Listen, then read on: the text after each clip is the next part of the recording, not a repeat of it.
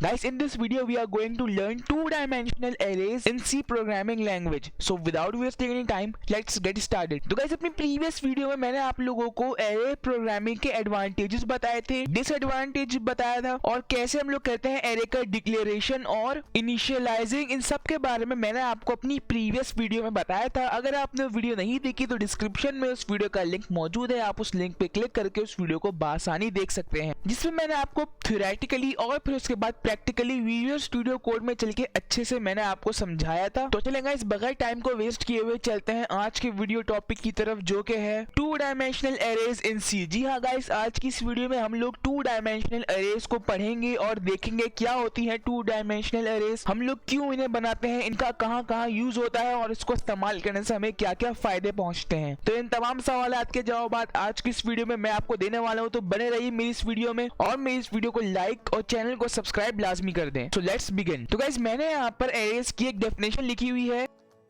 जिसमें मैंने लिखा है कि two dimensional array can be defined as an array of array, यानी टू डायमेंशनल एरे को हम कह सकते हैं एक एरे के अंदर एक और एरे, यानी हमने एक एरे बनाया उसी के अंदर हमने दूसरी एरे को इंक्लूड कर दिया, तो ये बन गया हमारे पास टू डायमेंशनल एरे, यानी जिसके दो रुख हों। The 2D array is organised as matrix which can be represented as a collection of rows and columns. However, 2D array are created to implement a relation database lookalike data structure. It provides is of holding the bulk of the data at once, which can be passed to any number of functions wherever required. यानी इस बात का मतलब यही है कि 2D array is organized as matrix, यानी matrix की मदद से हम लोग 2D array को लिखते हैं। अब ये मैट्रिक्स क्या होता है?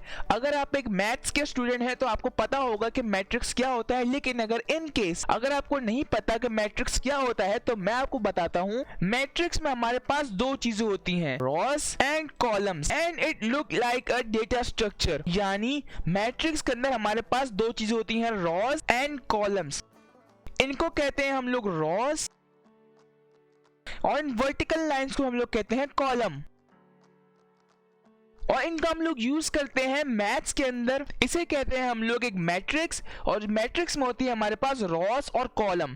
रॉस क्या होती हैं? जो हमारे पास वर्टिकल लाइंस होती हैं उन्हें कहते हैं हम रॉस, और जो हॉरिजॉन्टल लाइंस होती हैं हमारे पास उसे कहते हैं हम लोग कॉलम। अब वन डायमेंशनल एरे में हम लोग एक रो को यूज करते हैं, लेकिन 2D एरे में हम लोग एक से ज्यादा रो और एक से ज्यादा कॉलम का यूज करेंगे। बस अभी के लिए आप फिलहाल यहीं तक समझ लें कि टू डायमेंशनल एरे को हम लोग कहते हैं कि एरे के अंदर एक और एरे, यानी हमने एक एरे बनाया, उसको लिखा हमने, लेट्स सपोज यहाँ पर कि मैंने एक एरे बनाया जिसके अंदर मेरे पास 2 एलिमेंट है, 2 and 4, मेरे पास 2 एलिमेंट है, और इसी के अंदर मैंने एक और एरे बना दिया, जैसे कि मेरे पास एक मेन यहाँ पे बड़ा मैंने ब्रैकेट बनाया और इसके अंदर जो नेक्स्ट 2 एलिमेंट्स है मेरे पास वो है 5 and 6। ये मैंने इसको क्लोज किया, टोटल मैंने यहाँ से इसको क्लोज कर दिया, तो ये मैंने एक 2D एरे बना दिया, यानी टू डायमेंशनल एरे। अब इसमें हमारे पास कितनी रॉज और कितने कॉलम हैं? जी हाँ, आपने बिल्कुल सही गेस किया, इससे हमारे पास 2 रॉज हैं और 2 कॉलम्स हैं। अब बारी आती है रीडिंग की,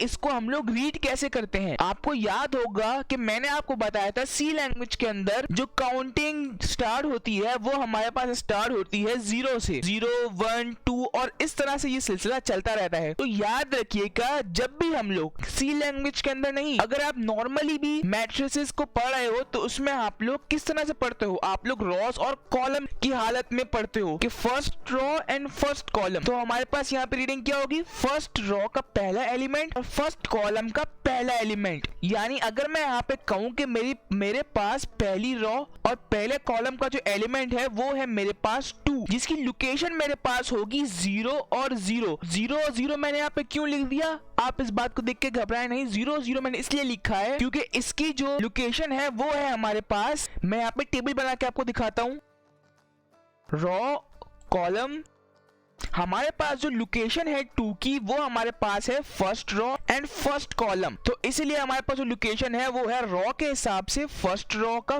पहला एलिमेंट है और पहले कॉलम वर्टिकल, अगर हम वर्टिकल हिसाब से देखें तो डाउनवर्ड देखें तो पहले कॉलम का ये पहला एलिमेंट है। तो इस तरह से इसकी लोकेशन बन गई 1 1। लेकिन सी लैंग्वेज में जो हमारी काउंटिंग जो स्टार्ट होती है, जो एरे इंडेक्स स्टार्ट होता है वो 0 से होता है। तो इसीलिए हम लोग इसको 1 1 नहीं, हम लोग इसको 0 0 लिखेंगे। अगर हमसे बात हुई इनकी पोजीशन की कि ये है कहां पर, और अगर उसके बाद अगर कोई हमसे पूछ ले कि बताओ भाई 4 की क्या लोकेशन है, हमारे पास 4 की क्या पोजीशन है, तो पहले हम लोग देखेंगे रॉ की, ये रॉ की किस जगह पे मौजूद है। हम लोग देखेंगे ये फर्स्ट रॉ के सेकंड कॉलम में है, ये फर्स्ट रॉ है और इसके ये सेकंड कॉलम में मौजूद है। तो इसलिए हम लोग इसकी पोजीशन लिखेंगे 1,2।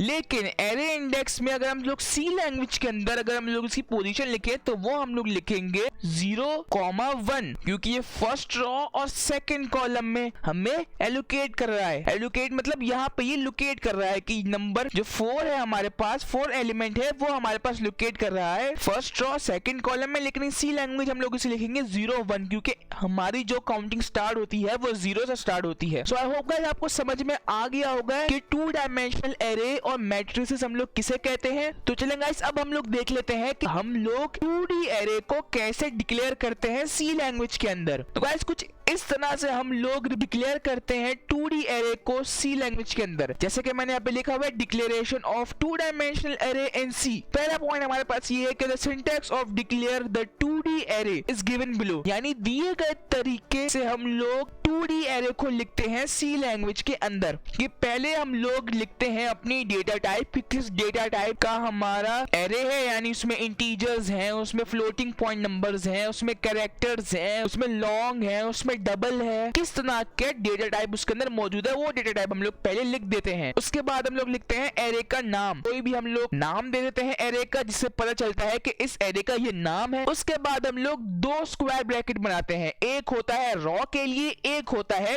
कॉलम्स के लिए। क्योंकि मैंने आपको बताया था एरे 2D एरे में हमारे पास रॉज और कॉलम्स होते हैं, जिससे ये हमारे पास 2D एरे बनता है कि इसमें रॉज भी और कॉलम्स भी होते हैं। अगर इसमें एक ही रॉ हुई तो फिर ये 1D एरे बन जाएगा, जो कि अभी हम लोग प्रीवियस वीडियो में पढ़ चुके हैं। तो इसमें रॉ के साथ साथ कॉलम्स भी होते हैं और एक से ज्यादा रॉज भी होती हैं, इसलिए हम लोग इसे कहते हैं 2D एरे। अब इसकी मैं आपको एक एग्जांपल देता हूं कि यहाँ पे मैं लिखा हुआ है कंसीडर द फॉलोइंग एग्जांपल। इस एग्जांपल को ले लें, मैंने यहाँ पे लिखा है इंट, मेरे पास जो एरे है उसके अंदर इंटीजर डेटा टाइप एलिमेंट्स हैं, उसका नाम है 2 डायमेंशन, यानी 2 डायमेंशनल एरे, इसको मैंने शॉर्ट फॉर्म दे दी 2 डायमेंशन, जिसमें मेरे पास 4 रॉज हैं और 3 कॉलम है। यानी इस तरह से मेरे पास 4 रॉज हैं और इस तरह से मेरे पास 3 कॉलम्स हैं। इस तरह की मेरे पास एक 2D एरे है जिसके अंदर कोई भी इंटीजर एलिमेंट्स हो सकते हैं, 2, 8, 9, 15, 64,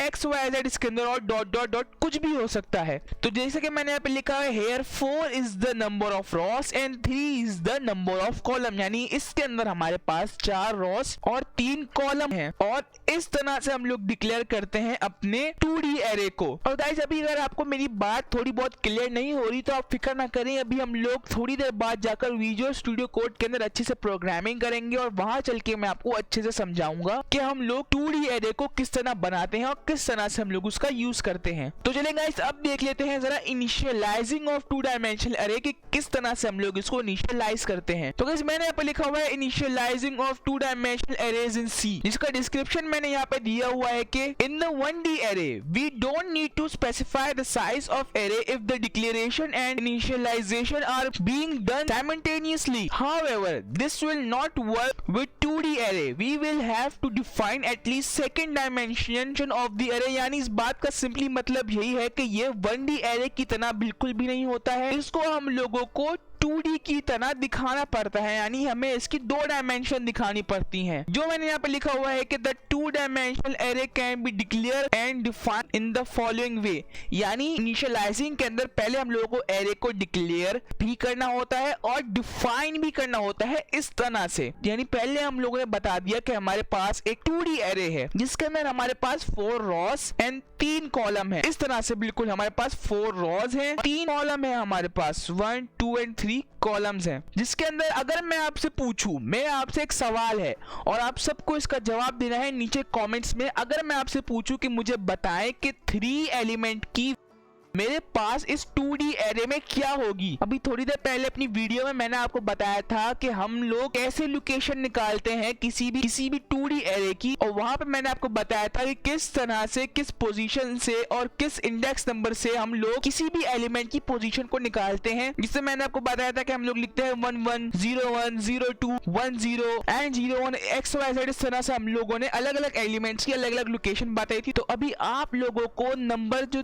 3 एलिमेंट है जिसपे मैंने अभी स्क्वायर बनाया है, आपको इसकी लोकेशन बतानी है कि ये किस पॉइंट पर एलोकेट कर रहा है। तो मैं चाहूंगा आप सब इसका आंसर दें, वीडियो को पॉज करें और नीचे कमेंट में मुझे इसका आंसर दें। टाइम स्टैम्प लगाएं, जो भी अभी वीडियो का टाइम चल रहा है आप टाइम स्टैम्प लगाएं और मुझे उसका नीचे आंसर दें। और जितने भी लोग मुझे नीचे कॉमेंट में आंसर देंगे मैं उन सबके कॉमेंट को एक एक दिल दूंगा।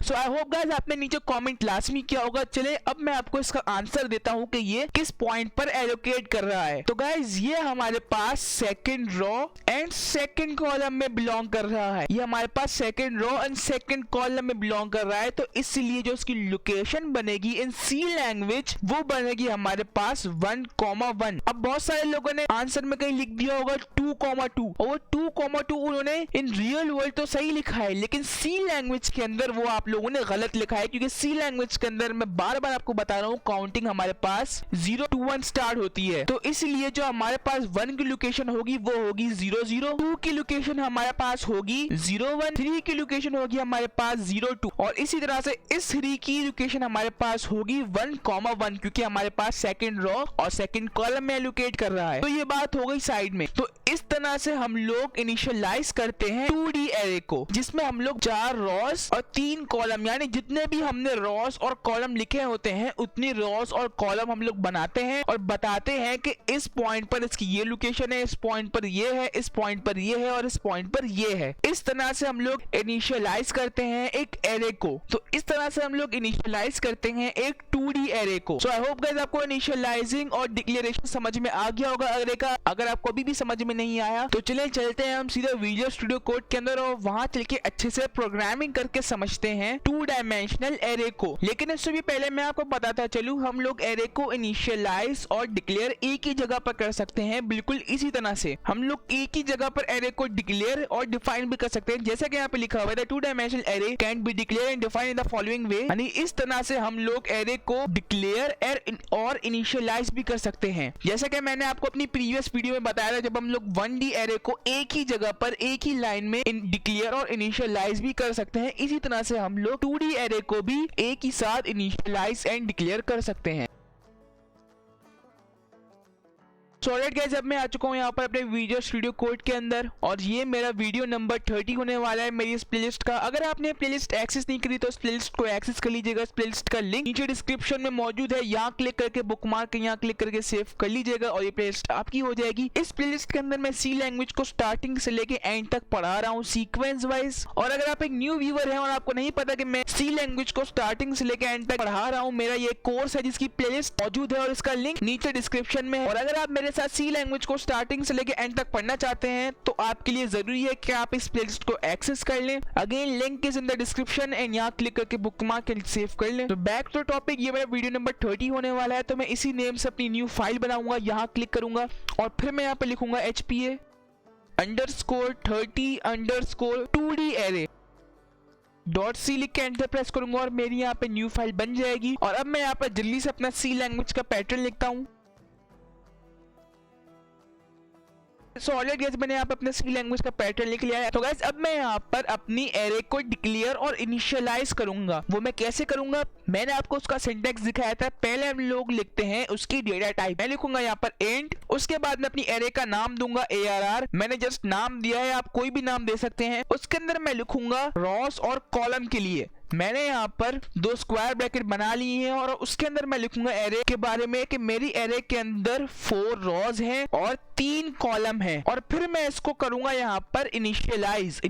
किस तरह से करूंगा, मैं यहाँ पर इज इक्वल टू लगाऊंगा और फिर मैं कर्ली ब्रैकेट लगाऊंगा, एक और कर्ली ब्रैकेट लगाऊंगा और उसके अंदर मैं लिखूंगा अपनी पहली रॉ कि मेरे पास है 1 2 3 और फिर उसके बाद एंटर प्रेस करूंगा, एक और स्क्वायर ब्रैकेट बनाऊंगा, यहाँ पे कॉमा लगाऊंगा और फिर मैं इसके अंदर लिखूंगा अपनी सेकंड रो के बारे में 4 5 6 उसके बाद लिखूंगा थर्ड रॉ के बारे में, then last but not the least fourth row के बारे में, एंड में लगाऊंगा मैं यहाँ पर सेमीकोलन। तो गाइस मैंने यहाँ पर अभी अपनी एरे को डिक्लेयर और इनिशियलाइज कर लिया है। मैं जरा इसको मैनर में लेके आता हूँ और फिर मैं आपको समझाता हूँ ये किस तरह से वर्क करेगा। तो गाइस इस तरह से, तो गाइस ये है मेरा 2D एरे। इसमें एक एरे के अंदर एक और एरे है और इसके अंदर रॉस और कॉलम है, और रॉस की तादाद है मेरे पास 4 और कॉलम की तादाद है मेरे पास 3। और गाइस अब हम लोग क्या करेंगे, अपनी एरे को प्रिंट करवाने के लिए हम लोग इसके अंदर ट्रैवर्सिंग करेंगे। और ट्रैवर्सिंग कैसे करेंगे हम लोग, ट्रैवर्सिंग करेंगे हम लोग फॉर लूप की मदद से। और किस तरह से करेंगे हम लोग वो मैंने आपको अपनी प्रीवियस वीडियो में बताया होता है किस तरह से हम लोग ट्रैवर्सिंग करते हैं और ट्रैवर्सिंग का मतलब क्या होता है। तो मैं यहाँ पे लिखूंगा int i is equal to 0, i is less than हमारे पास होगा 4, क्योंकि पहले फॉर लूप मैं चला रहा हूँ रॉस के लिए, और फिर इसी के अंदर मैं एक और फॉर लूप लगाऊंगा और वो होगा मेरा कॉलम का। और उसके अंदर मैं लिखूंगा यहाँ पर इंट j, उसको मैं डिनोट करूंगा j से। Int j is equal to 0, j is less than equal to 3, क्योंकि ये मैं चला रहा हूं कॉलम के लिए। ये 4 है मेरे पास रॉ के लिए, ये 3 है मेरे पास कॉलम के लिए। और ये फॉर लूप क्या करेगा, ये प्रिंट करके देगा मुझे मेरे 2D एरे के हर एक एलिमेंट की लोकेशन, जिसके लिए मैं यहाँ पे एक प्रिंटफ लगाऊंगा और उसके अंदर मैं लिखूंगा ARR, जिसके अंदर मैं 2 स्क्वायर ब्रैकेट बनाऊंगा रॉस और कॉलम के लिए, और फिर मैं उसके अंदर लिखूंगा %d, दूसरे वाले के अंदर भी लिखूंगा मैं %d, और फिर मैं लिखूंगा बाहर आकर इज इक्वल टू %d, यानी इस रॉ और इस कॉलम की जो लोकेशन है वो है मेरे पास ये, यानी इस रॉ की लोकेशन और इस कॉलम की लोकेशन पर मेरे पास ये एलिमेंट है। लेट्स सपोज मैं कहूं मुझे 4 की लोकेशन चाहिए, तो 4 की लोकेशन में मेरे पास पहले ब्रैकेट में क्या होगा, पहले ब्रैकेट में आएगा मेरे पास रॉ, तो ये मेरे पास सेकंड रॉ है तो यहाँ पे आ जाएगा 1, और फिर ये मेरे पास फर्स्ट कॉलम में है तो इसलिए आ जाएगा मेरे पास ये 0। और ये 1 और 0 क्यों आएगा ये मैं आपको बार बार रिपीट करके नहीं बताऊंगा। अगर आपको नहीं क्लियर हुआ तो आप वीडियो को मेरी स्टार्टिंग से दोबारा देखा और आपको सारी बातें क्लियर हो जाएंगी। अब उसके बाद मैं क्या करूंगा, मैं यहाँ पर एक \n लगाऊंगा, क्योंकि मुझे हर एलिमेंट की लोकेशन एक न्यू लाइन में चाहिए, नहीं तो ये मुझे एक ही लाइन में सारी चीजें प्रिंट करके दे देगा और फिर इससे बहुत सारी प्रॉब्लम हो जाएगी, सारी चीजें एक लाइन में आ जाएंगी और हमें कुछ भी समझ में नहीं आएगा। तो इससे बचने के लिए हम लोगों ने एक \n लगाया है। कॉमा लगा के मैं आप एक को डिफाइन करता हूँ कि ये %d, ये %d और ये %d किस लिए है। मैं यहाँ पे लिखूंगा i, j, और फिर कॉमा डाल के मैं यहाँ पे लिखूंगा ARR i एंड j, यानी पहले जो मेरे पास रॉ और कॉलम जो इस लूप्स की मदद से बढ़ती रहेंगी, पहले ये होगा ये इस तरह से वो यहाँ पर प्रिंट होती रहे उसकी लोकेशन के हिसाब से, और फिर जो एलिमेंट के हिसाब से यहाँ पर प्रिंट होती रहे, और फिर जो उसकी लोकेशन आएगी वो मुझे प्रिंट होके मिले यहाँ पर i और j की मदद से। i और j को मैंने यहाँ पे क्या किया है, i है रॉ और j है कॉलम, यानी जो रॉ और जिस कॉलम में ये एलोकेट करती है, जिस रॉ और जिस कॉलम के पॉइंट पर ये मौजूद है उसकी लोकेशन मुझे यहाँ पर प्रिंट होके मिल जाएगी इन नंबर्स। और वो किसके बराबर होगी, वो होगी उस एलिमेंट की जो कि यहाँ से मुझे प्रिंट होके मिलती रहेगी जब तक ये लूप एंड नहीं हो जाता, 12 तक नहीं पहुंच जाता। अब जल्दी से अपने प्रोग्राम को सेव करते हैं और रन करके देखते हैं क्या मुझे ये इन सब की लोकेशन बता रहा है कि नहीं। तो देखिए गाइस, एज एक्सपेक्टेड इसने मुझे मेरे एक एलिमेंट की लोकेशन बता दी है। चलिए अब जल्दी से इसे मैच भी कर लेते हैं। मैच क्या करना, पहले हम लोग देखते हैं 8 एलिमेंट की वैल्यू क्या है। तो पहले हम लोग खुद चेक करते हैं।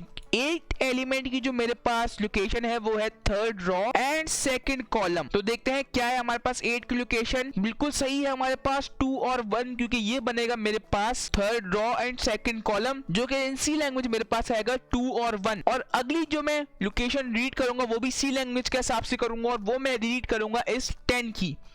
10 की क्या लोकेशन है मेरे पास है 0 रॉ, मेरे पास है इसकी लोकेशन 3 रॉ एंड 0 कॉलम, यानी थर्ड रॉ और 0 कॉलम पे मेरे पास एलोकेट कर रहा है एलिमेंट 10। तो देखते हैं क्या है मेरे पास की लोकेशन। तो देखिए गाइस, मैंने बिल्कुल सही बताया, ये मेरे पास थर्ड रॉ और 0 कॉलम में मौजूद है। तो गाइस, इस तरह से आप लोग कोई भी 2 डायमेंशनल एरे बनाकर उसे प्रिंट करवा सकते हैं और फिर उसकी लोकेशन भी प्रिंट करवा सकते हैं। और गाइस, अब मैं आपको देता हूं एक टास्क। अब वो टास्क क्या होगा, टास्क के अंदर आपने क्या करना है, टास्क के अंदर आपने इसी तरह से 2D एरे बनानी है। मैं आपको पॉइंट करके बताता हूँ। आपने पहले उसके अंदर 2D एरे बनानी है और फिर उसके बाद आपने क्या करना है, जो सेकंड टास्क है आपका वो ये करना है, आपने उन सबकी लोकेशन को प्रिंट करवाना है जिस तरह से मैंने अभी प्रिंट करवाया, प्रिंटिंग लोकेशन। और फिर थर्ड टास्क आपका क्या है, थर्ड टास्क ये है कि आपने ये पैटर्न प्रिंट करवाना है। ये पूरा पैटर्न जिस तरह से मैंने लिखा है उसी तरह से पैटर्न को प्रिंट करवाना है। आपने पैटर्न को ये नहीं कि एक ही लाइन में सारी चीजें प्रिंट एफ लगाकर प्रिंट करवा दी, नहीं, आपने यूजिंग लूप्स और फंक्शंस और किसी भी चीजों का इस्तेमाल करते हुए, जो भी मैंने आपको भी पढ़ाई है इन सब का इस्तेमाल करते हुए आपने ये पैटर्न इसी तरह से प्रिंट करवाना है, अलग अलग लाइन में 4 रॉस एंड 3 कॉलम में आपने यही पैटर्न प्रिंट करवाना है। तो गाइस ये आपका टास्क है, आपने अपने इस टास्क को पूरा करना है और इस टास्क को पूरा करने के लिए आपके पास सिर्फ और सिर्फ 4 डेज है। 4 डेज बाद यानी 17 दिसंबर को मैं अपनी एक वीडियो अपलोड करूंगा जिसके अंदर मैं आपको इस टास्क का आंसर बताऊंगा, और अगर उससे पहले जितने भी लोगों ने ये टास्क परफॉर्म कर लिया होगा तो मैं समझ जाऊंगा उनको एरे और जो कुछ भी मैंने अभी तक सी लैंग्वेज के अंदर पढ़ाया है वो आप लोगों को समझ में आ जाएगा। और अगर आप ये वीडियो बाद में देख रहे हैं यानी आप ये वीडियो 2022 में देख रहे हैं तो आप ये अभी भी टास्क पूरा करें, नीचे कॉमेंट लाजमी करें कि I have done this task. और जितने भी लोग दिए गए टाइम से पहले पहले मुझे टास्क नीचे कमेंट में प्रिंट करके दे देंगे, यानी आप विजुअल स्टूडियो कोड के अंदर प्रोग्रामिंग करें और फिर इस पूरी प्रोग्रामिंग को नीचे मुझे कमेंट में पेस्ट कर दें। और जितने भी लोग नीचे मुझे इसका आंसर करेंगे मैं उन सबके कमेंट को एक एक दिल दूंगा। ऑन 17 दिसंबर 2021 को मैं अपनी वीडियो अपलोड कर दूंगा जिसके अंदर मैं आपको बताऊंगा कि किस तरह से हम लोग 2D एरे की लोकेशंस और इस पैटर्न को प्रिंट करते हैं। तो गाइस यही थी आज की वीडियो। मैं उम्मीद करता हूँ आपको समझ में आ गई होगी। 2D एरेस बहुत मुश्किल नहीं था, ये 2D एरे समझने बहुत आसान थी और अब आने वाली वीडियोस में हम लोग इन्हीं एरेस का इस्तेमाल करते हुए मोर प्रोग्रामिंग करेंगे। और अपनी नेक्स्ट वीडियो में मैं आप लोगों को पॉइंटर्स के बारे में बताने वाला हूँ। ये एक बहुत ही इंपॉर्टेंट टॉपिक है पॉइंटर्स का और बहुत लोगों को इसमें कंफ्यूजन होती है पॉइंटर्स से रिलेटेड, और मैं आपको अपनी नेक्स्ट वीडियो में पॉइंटर्स कंप्लीटली इन डिटेल सही जबान में और बहुत ही आसानी के साथ समझा दूंगा। तो गाइस यही थी आज की वीडियो। उम्मीद करता हूँ आपको आज की वीडियो पसंद आई होगी। अगर आपको वीडियो पसंद आई हो तो इस वीडियो को लाइक लाजमी कर दीजिएगा। चैनल पे अगर न्यू है तो चैनल को सब्सक्राइब करना ना भूलिएगा। इस प्लेलिस्ट को एक्सेस लाजमी कर लीजिएगा। इस प्लेलिस्ट का लिंक नीचे डिस्क्रिप्शन में मौजूद है, यहाँ क्लिक करके बुकमार्क यहाँ क्लिक करके सेव कर लीजिएगा और ये प्लेलिस्ट आपकी हो जाएगी। तो गाइस अभी तक के लिए बस इतना ही। मैं मिलता हूँ अगली वीडियो में, तब तक के लिए thanks for watching and don't forget to subscribe.